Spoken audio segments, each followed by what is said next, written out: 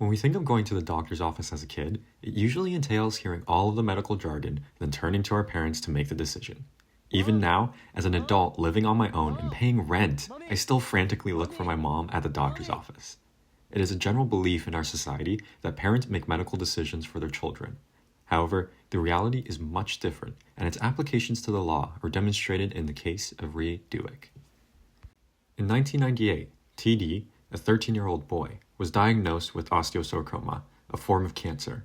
After visiting a pediatric oncologist, it was recommended that TD undergo chemotherapy and have his leg amputated for the greatest chance to live. However, when seeking consent to treatment, TD's parents refused due to religious beliefs and the idea that there was another treatment that could cure his cancer. This dispute resulted in the issuing of an order stating that TD was a child in need of protection under the Child and Family Services Act, granting the Minister of Social Services the right to consent to treatment for him. After undergoing and completing 2 cycles of chemo, TD then told the doctor that he no longer wanted to continue, leading to a hearing about whether TD could legally withdraw consent to treatment. In Canada, it is legal for minors to give or refuse consent to treatment. More explicitly, in the determination of whether they can consent, the law considers the child's age and maturity, the nature and extent of their dependency on their guardians, whether they can fully understand and appreciate the nature and consequences of the treatment like any other patient, and the complexity of the treatment itself.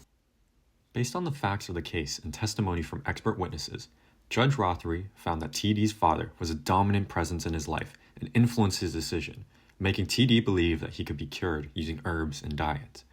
Rothery ruled that TD was not a mature minor compared to those his age, and did not appreciate or understand the treatment and consequences of his withdrawal. Because of this, Rothery ordered the right of consent to remain with the Minister of Social Services, extending the protection order to 10 months.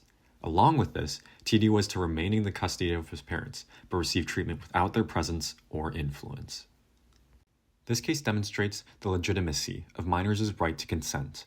Though the overall ruling was against TD's decision, the judge evaluated this issue with the same thoroughness as if they were an adult.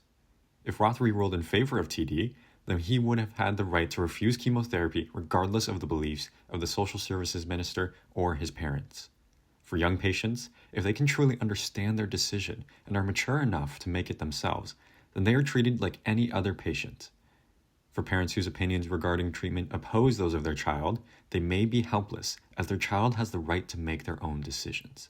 It's important for both parties to understand this fact as it may impact future care in the event of conflicting stances.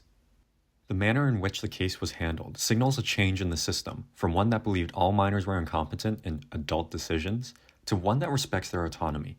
Within both the law and healthcare, Dueck has set the precedent to evaluate the consent or withdrawal of consent from minors as a serious matter, not a disruption from a child. The case legitimizes the fact that mature minors do have the right to consent, given certain conditions similar to those of adults. Thus, providers and hospitals must take the remarks of children about their medical care, much like those made by TD, as seriously as if they were any adult patient.